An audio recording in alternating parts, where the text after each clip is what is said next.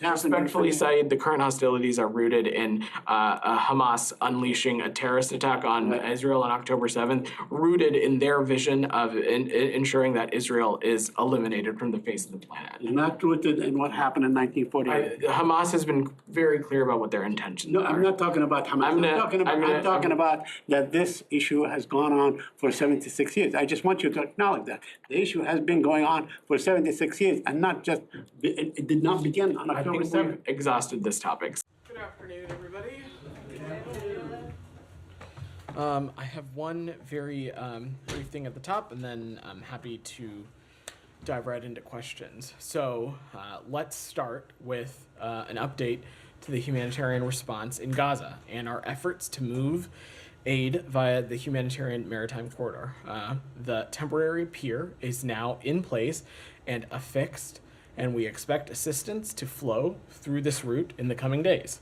The temporary pier, part of the humanitarian maritime corridor, is additive to the other routes and will assist humanitarian organizations providing life-saving assistance.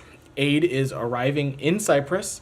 It will be screened for loading onto ships for delivery to Gaza, where humanitarian organizations, including trusted USAID and U.S. government partners, will determine how to ensure they reach those in need accordance to humanitarian principles. Although this is a new mechanism of assistance for Gaza, more, of course, must be done. Humanitarian conditions on the ground continue to deteriorate, and vital border crossings have closed at a time when moving more aid is critical. We are working tirelessly to surge assistance through all available means to address the impacts of this crisis. That's why the U.S. established a humanitarian maritime corridor to augment, not replace, ongoing efforts to scale the delivery of humanitarian aid by land. So let me be clear. We continue to press for all border crossings to be open for overland deliveries of aid, but more must be done to address the scale of need. We have and will continue to press Israel and other partners in the region to allow for, to ensure the safety of humanitarian actors and activities, open additional land crossings, and remove impediments to the delivery of humanitarian aid, and do more to make sure that aid can get to the places that it needs to go. So with that, Sean, do you want to kick us off?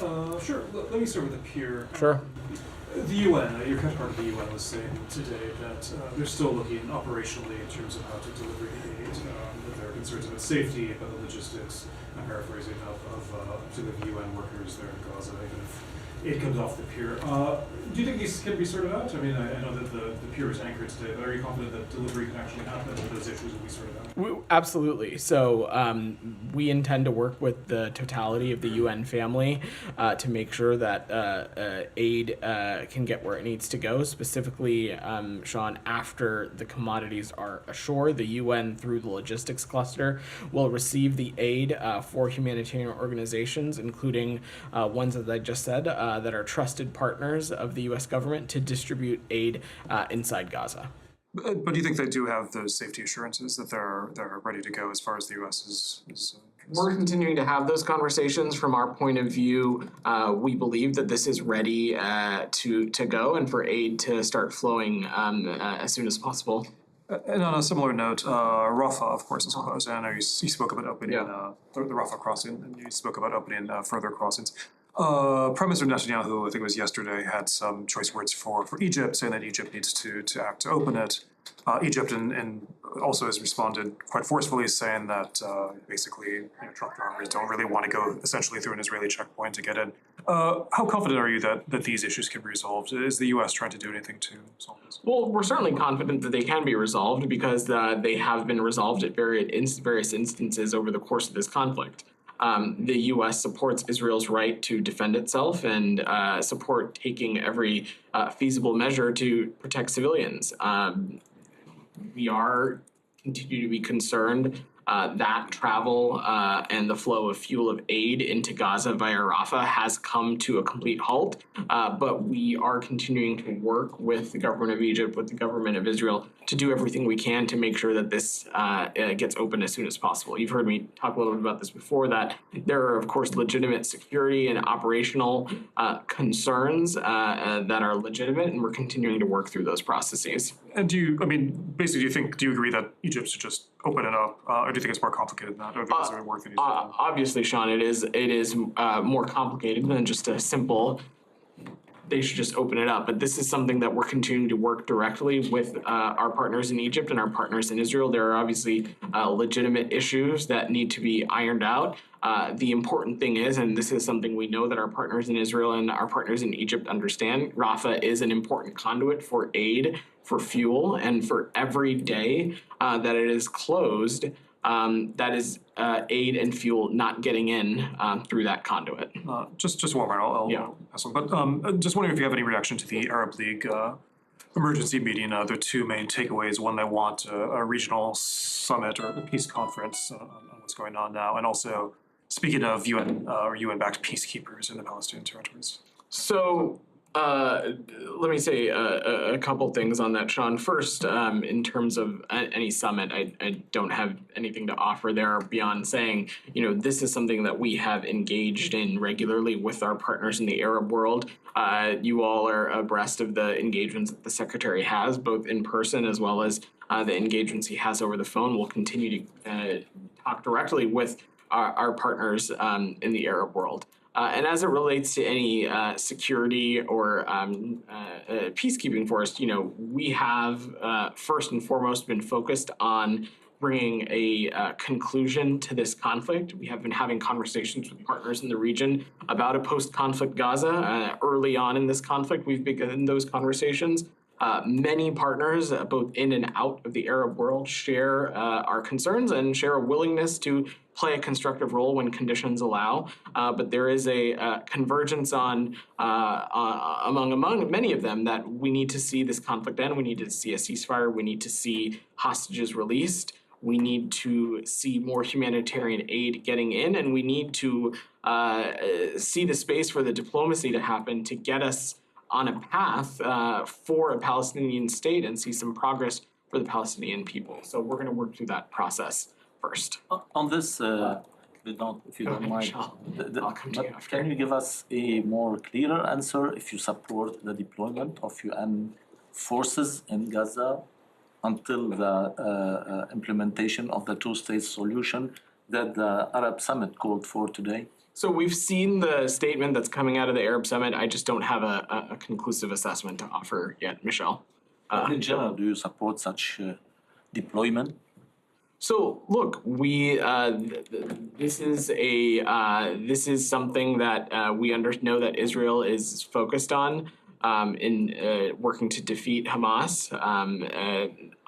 Candidly, the addition of additional security forces could potentially put that mission into compromise. But again, I don't want to get ahead of the process here, and we're just now seeing what the statement that's come out of this summit. Daphne, go ahead. Thank you. Martin Griffiths warned today that famine was an immediate risk in Gaza with food stocks running out, said the humanitarian operation was completely stuck, the relief operation was unplannable, and said that the consequences of an operation in Rafah that everyone warned about are coming true. Do you agree with that assessment? So we are deeply concerned about the reports indicating worsening conditions and imminent famine in Gaza. Israel needs to do more to urgently provide sustained and unimpeded access for humanitarian assistance to enter both northern and southern Gaza, including facilitating efforts to get the right type of assistance to the most vulnerable. We have been very clear about our position on a major military operation in Rafah. While we, of course, support Israel's rights to defend itself, we believe a major military operation in Rafah would be a mistake. We have not seen that happen yet, but we're very concerned about an expanded operation in Rafah and what it could do to contributing towards the worsening humanitarian crisis. So we are going to continue to engage with our partners in Israel on this, discuss with them alternatives and other avenues, and we'll continue to have that conversation. And do you have an updated number on aid trucks getting into Gaza? So 228 trucks crossed into Gaza on May 15th, including 136 trucks from Jordan and Israel through Kerem Shalom and 92 trucks through Erez West. Additionally, the World Food Program collected 56 trucks worth of wheat flour at Erez West on May 15th. And then do you have any update on the group of American citizens who were doctors and medical professionals that had been stuck in Gaza since the closing of Rafah? So we continue to be aware of the reports of U.S. citizen doctors currently unable to leave Gaza. We, of course, continue to be concerned about their safety and well-being, as we are the safety and well-being of all U.S. citizens in Gaza. As you've heard me say, this is a very complex situation.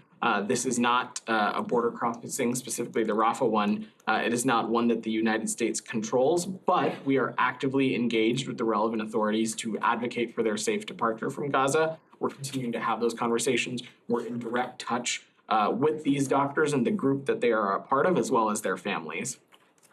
I just want to repose this question, given your exchange just now with Daphne. I mean, it was a few days after the World Central Kitchen strike on April 1st that both the president and the secretary have said that a change in U.S. policy would come if Israel didn't improve the humanitarian aid front. So it's a month and a half later. Are there any consequences being thought about, considered by the administration, specifically in response to the humanitarian aid problem? Well, Olivia, I think it's important to remember, and you were here when Ambassador Satterfield came to this briefing. Actually, I'm not sure you were here. Not here. You were not here. You were in Capri having a blast with the rest of the bullpen. When Ambassador Satterfield was here, he spoke about the progress that we did see in that time period when it came to sustained humanitarian assistance. There, of course, has been a bit of a regression, given in large part due to some of the kinetic activity that we've seen around Kerem Shalom, kinetic activity that we've seen around the Rafah border crossing. And that is understandable. But simultaneously, we continue to press and engage directly with the Egyptians, with the Israelis, that we need to do everything we can to turn these border crossings on so that more sustained humanitarian aid can get into Gaza. And should we not see sustained progress, the president and the secretary were quite clear, and that statement continues to ring true. Okay, I mean, just underscoring the fact that it was a month and a half ago, I understand there was some progress, but. There was progress, and again, largely because of kinetic activity from Hamas. In fact, we have seen some of these border crossings unfortunately close, and we are working around the clock with our partners in Israel, with our partners in Egypt, as it relates to the Rafah one especially, to do everything we can to turn those back on. There's no timeline or deadline that you're working with? There was not a timeline or a deadline when we spoke about this at the beginning of April. This is a frank and direct. This is a frank and direct conversation that we'll continue to have with our partners in Israel, and we want to continue to see immediate and sustained flow. I obviously was able to provide some metrics here. We are seeing some positive steps in the right direction. The cooperation from a number of regional partners as it relates to the maritime corridor will, of course, be a positive step in the right direction. We want to continue to see more, and we intend to raise that if we don't. Tangential but related, because the president and secretary also stressed the importance of establishing a better deconfliction mechanism. Yeah. So where do Israel's efforts on that stand, as you understand them? So I spoke a little bit about this the other day. This is something we continue to need to see from our partners in Israel. It is critical that Estelle is established to improve deconfliction, one that is reflective of enabling open and transparent communication channels between the IDF and other humanitarian partners, and that is something that we're going to continue to press them on. So just to be crystal clear, what a deconfliction cell within the IDF does not currently exist, because there are pictures of Jack Lew getting a tour of something. There has been progress in some of those spaces, but we still need to see more, and I'm happy to see if we have a breakdown of what exists currently and what doesn't. And in fact, the IDF might be better suited to speak to efforts that they have in place versus not. I have one more with your and the press corps indulgence, just because the secretary said yesterday that it was imperative that Israel come up with a clear and credible plan for post-war Gaza. Obviously, you've seen comments from the prime minister In response to those, do you have any indication that the current Israeli government, apart from the defense minister, is interested in crafting such a plan? So, whether there is an interest in crafting a plan or not, I will let it to our partners in Israel to speak to. What we know and what we feel ardently in the United States is that short of a plan that is reflective of a political process, that is reflective of a Gaza that is no longer under the control of Hamas and reunited under the Palestinian Authority, that is reflective of a Gaza that can no longer be used as a springboard for terrorism on the Israeli people, that we're going to continue to be caught in this endless cycle of violence. And so that is exactly why Secretary Blinken has continued to engage in direct diplomacy with partners in Israel, with partners in other parts of the world, to get us onto that process, to do everything possible to get us a ceasefire, so conditions are going to be created for further diplomacy to happen, to get us on a path to a two-state solution. Outside of that, we will continue to find ourselves in this endless cycle of violence. Of course, we need military pressure to defeat Hamas, but there also needs to be a political process that is reflective of the broader concerns here. Go ahead, Anna. So if I could go back to the aid workers, the medical workers in Gaza. You had mentioned that we don't control the Rafah border crossing. That's what's complicated it. But Israel does control Kerem Shalom. Why can these workers not leave Kerem Shalom and Israel allow other aid workers in to replace them? Is the complication on Israel's side, or is it? It's a complicated situation writ large. There What are the are complications? varying factors that go into where foreign nationals can depart from Gaza or not. Kerem Shalom is also not a border crossing that the United States controls. But we're engaging and advocating directly with our partners in Israel, with our partners in Egypt, for their safe departure, and that continues to be around the clock effort. And I'm not going to speak to it in more specificity, one for privacy reasons, but also given security sensitivities as well. If I could follow up to what Olivia was asking as well, as 3 weeks ago we had Ambassador Satterfield here saying we need to start doing more than just counting trucks. We're still counting trucks. What is the consequence for not allowing medical aid workers in, which I would equate with humanitarian aid? It absolutely is. We have been clear that humanitarian aid workers need to have access to Gaza to do the important work that they're doing, whether it be medical or otherwise, or whether it be direct humanitarian workers who are directly involved in the flow of humanitarian aid. That continues to be the case here. It's also important to remember that we are talking about American citizens. We're also talking about this in the context of a consular issue. And so while it is great that they are humanitarian aid workers doing important work, they are American citizens also. They're American citizens first. And so we're talking about a consular issue and doing everything we can to make sure that we can get them to safety. That being said, we continue to believe that those working in this field of humanitarian aid and humanitarian issues need to have unimpeded access to do this important work. Rabia, go ahead. Thank you. Following up on these humanitarian aid questions in Gaza, so in the NSM report, you say that Israel is not deliberately restricting aid, but you also say today that you continue to press Israel to allow entry of more humanitarian aid into Gaza. So if Israel is not restricting aid, then what prevents Israel from allowing more aid into Gaza, to do land crossings, considering that, these land crossings are under Israeli control? So, Rabia, there are, of course, legitimate logistical concerns and legitimate security challenges that sometimes need to be worked through. Let's remember that one of the reasons that aid was throttled from Kerem Shalom last week was because of kinetic activity from Hamas Attacking Kerem Shalom and the surrounding region. So there are some of these legitimate security concerns that we need to work through. Israel has every right to its security and to ensure that the aid that is flowing within Gaza is flowing in a secure way, in a way that does not compromise their security further. We're continuing to work with them through these processes. But that being said, we have been explicit that more needs to be done to augment humanitarian aid efforts. especially through these land crossings. So Israel is not doing enough, but you still think that they are not deliberately restricting the aid? So I think I was pretty clear when I think you asked this question just the other day, which is that more absolutely can be done to enhance the flow of humanitarian aid into Gaza, but we have not seen any restriction or stoppage of humanitarian aid by Israel. Aid is flowing into Gaza. I just gave your colleagues some metrics about aid that was flowing yesterday, and we'll continue to provide updates as frequently as we can. Saeed, go ahead. Thank you, Vedant. Sorry for being late. No, you're good. Very quickly on the aid, I don't know, maybe you touched upon it.